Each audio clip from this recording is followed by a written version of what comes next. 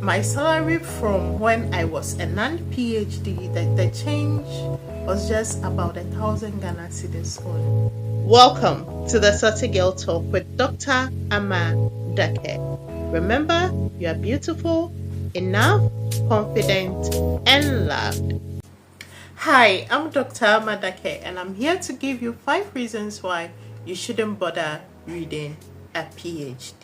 The very first one is you thinking that you have a high IQ, so you're just going to get in there, add it to your portfolio. It will be easy anyway because you think it's intelligent. Do not bother yourself getting into a PhD because it takes more than a high IQ to actually finish.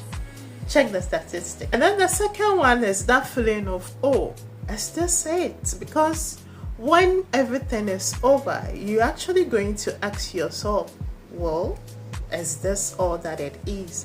I have been talking to my colleagues who have also finished their PhD, and then the one thing that we all agreed on is when we were done, it was like, so we are done and this is it. That feeling can be quite disappointing. The third one is the fact that after a PhD, you realize that you know nothing.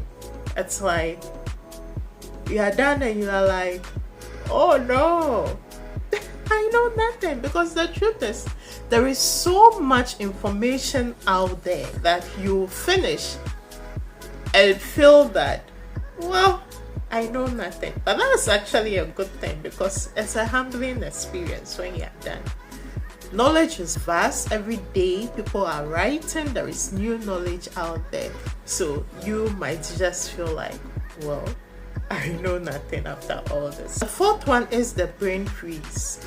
When you're done with your PhD, you realize that it's almost impossible to concentrate, especially in the short term. The first 6 months, my brain didn't want to see anything. I didn't want to read. I didn't want to just do nothing, right? I just want to sit down and stare in the air. I was so exhausted. There was a brain freeze and nothing else could go in there. So for me, I will not be doing it again. A PhD again? No. One, it's enough. So the last one is it's not as rewarding, especially in monetary terms, right? People think that you have a PhD and then you have to be rich. That is why some people equate a PhD to a Dutch passport. If you think like that, then a PhD is not for you. Do not bother getting into it. Because my salary from when I was a non-PhD, the change was just about 1,000 Ghana cedis only. So you pay this huge amount of fees.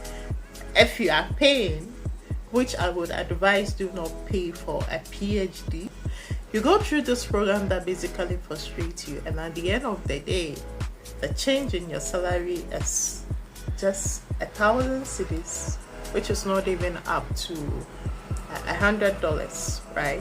Which is not even up to $100 if you are in Ghana. Then So if you are thinking that you become rich after a PhD, don't bother. You get a red carpet everywhere you go to after a PhD.